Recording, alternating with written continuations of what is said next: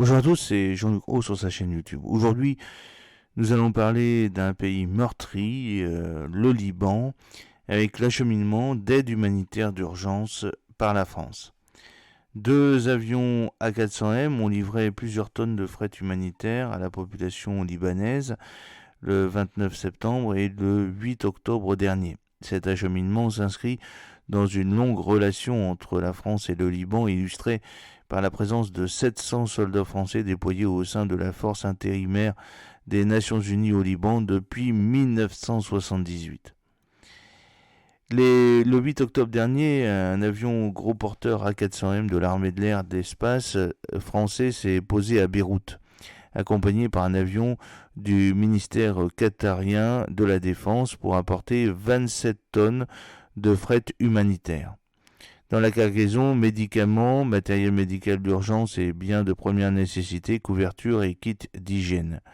Cette aide humanitaire vise à soutenir la charge clinique des blessés et l'assistance aux populations déplacées.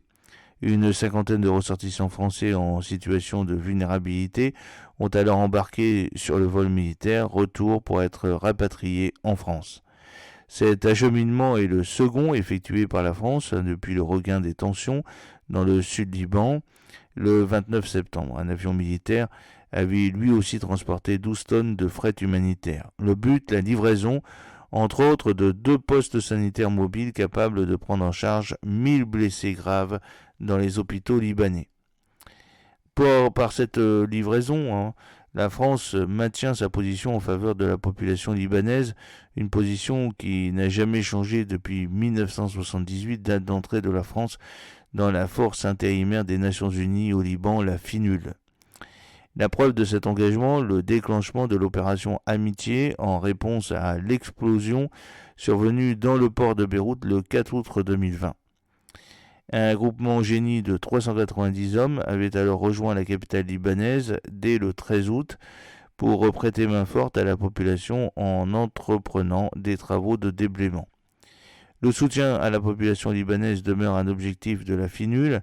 Les soldats français mènent aussi régulièrement des actions de coopération civilo-militaire dans le domaine de la santé, de l'éducation, de la jeunesse et des infrastructures.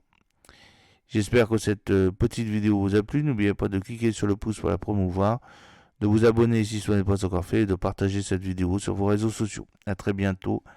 Fidèlement, Jean-Luc Haut.